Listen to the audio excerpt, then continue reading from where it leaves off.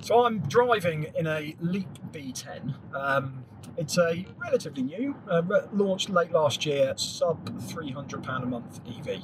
I've had the pleasure of driving this car. Done quite a few miles in it in the last 24 hours or so, trying to understand exactly what it's like and be able to give you really a view of what this car's like. But for the first video in this car, what I thought I'd do is address something that I'm hearing lots of people in the media talk about.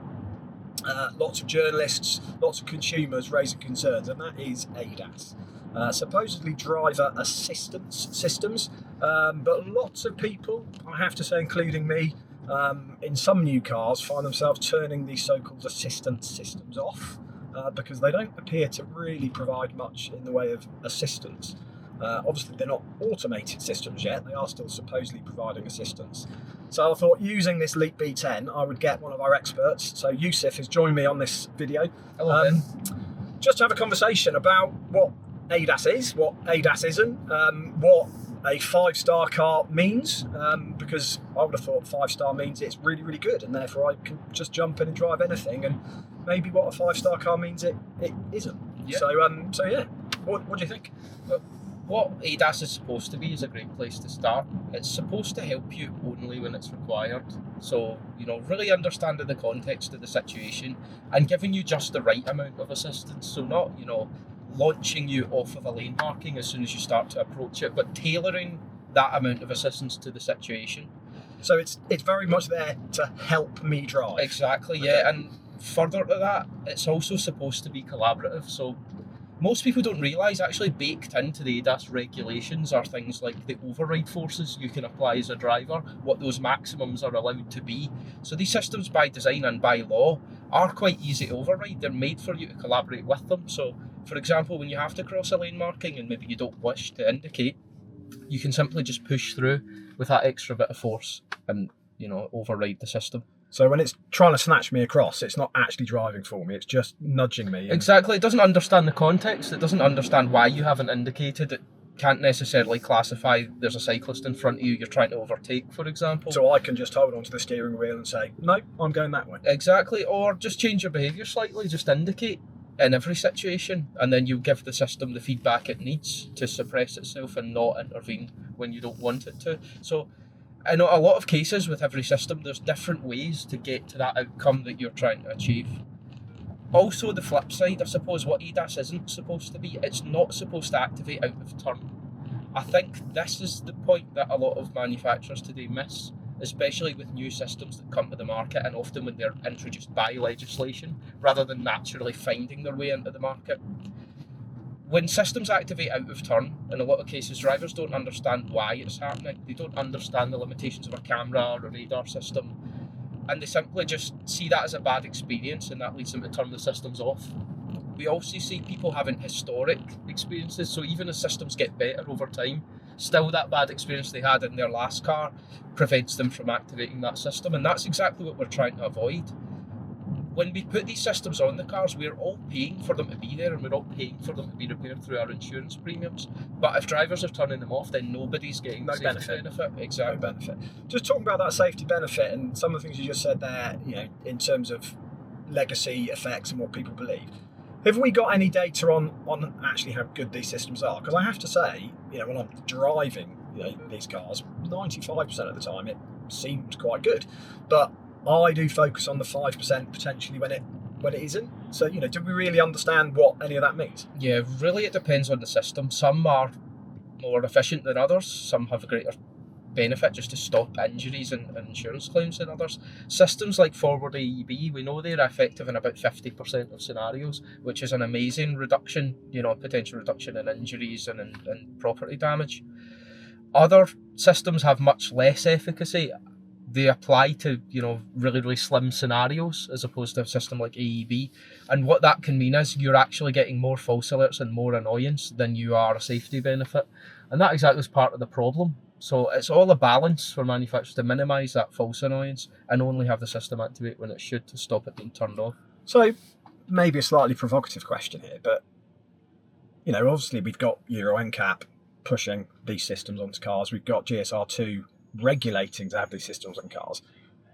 Have they gone a bit early? Are these systems actually ready to be deployed from a regulatory point of view on all new vehicles? I think with some systems, maybe you could make that argument, but honestly, I think it's just down to the testing and approval procedures. So both sort of your consumer ratings, like Euro NCAP, and your legislation, they tend to only focus on testing that ADAS activates when it should. It doesn't perform either stage tests or sort of statistical long-term tests to verify that it doesn't activate when it shouldn't. There's also a lot of challenges in actually performing these kind of measurements on public road. This is something we're getting to grips with as an organisation ourselves right now. So, evolving the test procedures actually and changing how things are measured, what that acceptance criteria is, I think is the most important way to improve these systems. So I guess what we're in a world now where people have moved from kind of traditional engineering testing, where you can do things like emissions testing or powertrain tests or tyre braking tests in quite a controlled environment, because it is a very repeatable thing.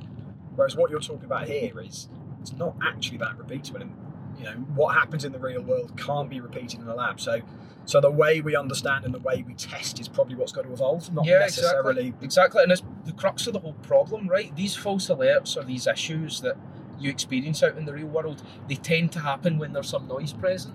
They tend to happen when there's bad weather, when there's an odd scenario, in terms of road geometry the car doesn't understand, when the lane markings are faded and they're not of good enough quality. So actually going and testing in these environments is critical to understanding the issues, how often they occur, how severe they are, and what that means in terms of whole vehicle risk. I recall, I'm going back quite a few years now, but a conversation I was having with an OEM back kind of pre-COVID, which does seem like a lifetime ago now. But they were saying, a level 4 automated system, they were calculating that to validate that, they were going to need to do something like 9 billion miles of real-world driving. That's just not feasible, is it? Yeah, it's not feasible. Even for the biggest sort of operators like Waymo over in the States that have thousands of cars now out driving every day, they're still in the single-digit millions of miles, which long term isn't really enough to tell us anything about the safety of these vehicles. So it's important that they have really this robust approval procedure before they go on the road, almost a shakedown that really makes us confident they can handle everything that's thrown at them. And then over time, we really need to monitor the data over the air to see how they're performing. Are they getting worse or are they getting better? So what kind of steps are we taking at Thatcham to understand how we can do this testing better? Are we partnering with people? Are we working with people? Are we looking at new protocols? Exactly that. So we're spending a lot of time working with a supplier to actually enable on-road testing. So can we put equipment on the cars and measure how these systems perform in the real environment, measure the degraded lane markings, for example, the road edge here, on country roads out in these real scenarios, and really understand why these vehicles are failing, how often, and when they do fail, how severe is it? So that way we can properly map out the risk of each function, each ADAS feature that's on the vehicle, and what are the things that make it good and make it bad.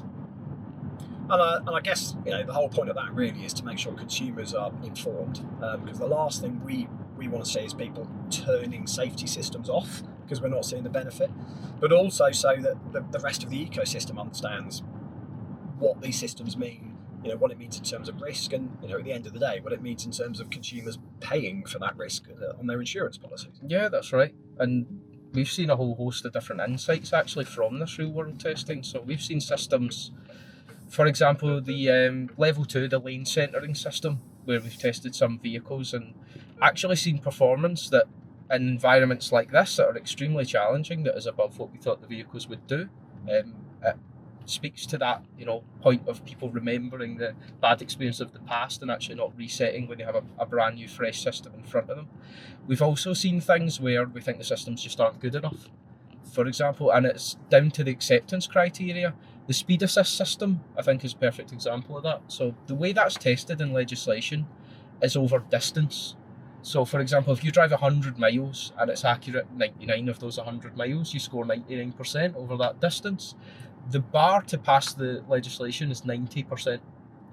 When we tested some vehicles in the real world with this instrumentation, we didn't see any distance score below 90%. So of course, every vehicle is passing the legislation and should be of a good enough quality.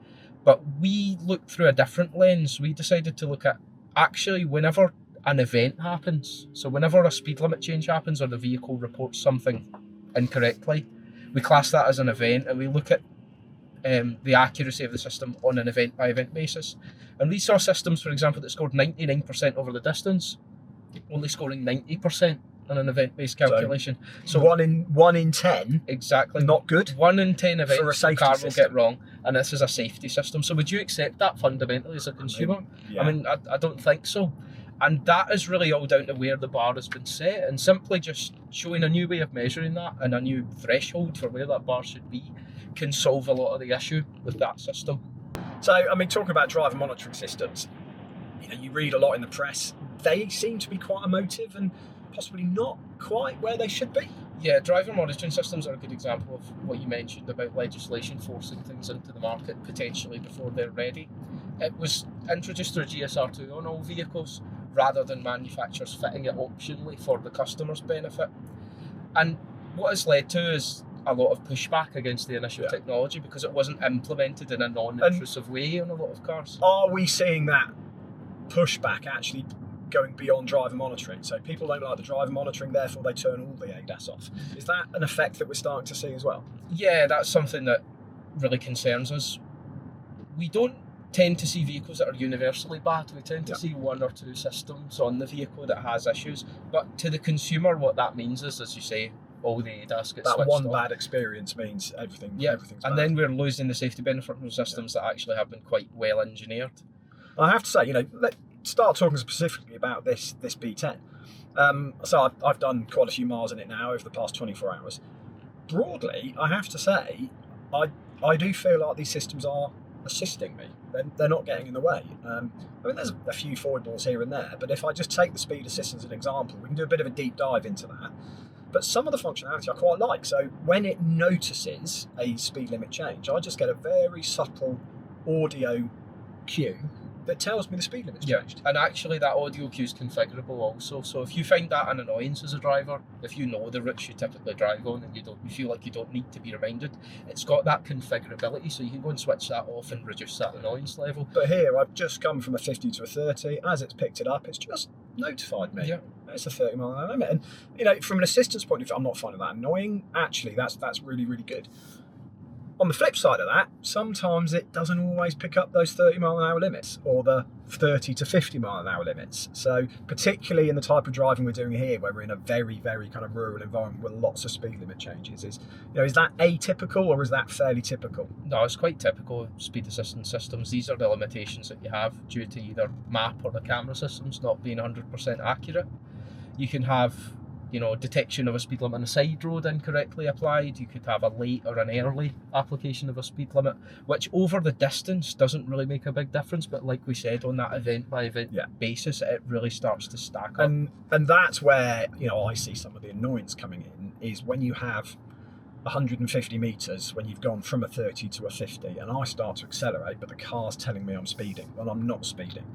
And that's 150 metres of my 90 mile journey. But that 150 metres was enough to make me say, I want to turn that system off. And I guess that's kind of what we're talking about here. That little problem creates a massive safety effect. And continuous improvement, feeding that back to the manufacturer is the only way to get it fixed. When direct driver monitoring was introduced and there was a large pushback, the whole industry really has responded to make these systems less intrusive quite quickly. We also saw a similar thing with lane keep assist a few years in the past. So, specifically talking about those improvements that, you tell consumers, the advice to consumers is contact the OEM. Is there anything an OEM can do? Can we provide them with advice, during the development of a vehicle in terms of how to make these systems better from a consumer point of view and more engaged from a consumer point of view, as opposed to that negative view that I think we're seeing at the moment? Definitely. That's what our real world testing is really all about. It's about defining what are the good aspects of a system and the bad aspects of a system, and then how do they all work together, for example. And from our experience, do we focus on specific technology, specific problems, or can we provide that generic kind of system level advice on how to implement and how to get consumers engaged at the end of the day? Because that's what it's all going to be about, isn't it? We can provide really, really granular feedback on what are the attributes that make a system more or less risky, and what are the attributes that make a system more or less comfortable, so they cause more or less annoyance, and really how they all play together. So, for example, A system's performance is really important because that will define how many false alerts you have and how many true alerts it responds to. It's also really important that a system's collaborative, so when it does get something wrong, that you can collaborate, override, and take care of that situation. And But again, if a vehicle's performance, coming back to that assistance point. yeah. But then if a vehicle's performance is so good, then it has so few false alerts that you never need to collaborate with it. So actually, those attributes are less important. So it's all about the weighting that's applied depending on the hierarchy of these risk attributes, and that's what they're really figuring out. What this is, it's reminding me of some work we did actually, again, 2017, 2018, I think it was, when we were looking at those safety cliff edges. And we actually tended to find that the more assistance a system provided, the less safe it became until you got to a point where it was fully automated.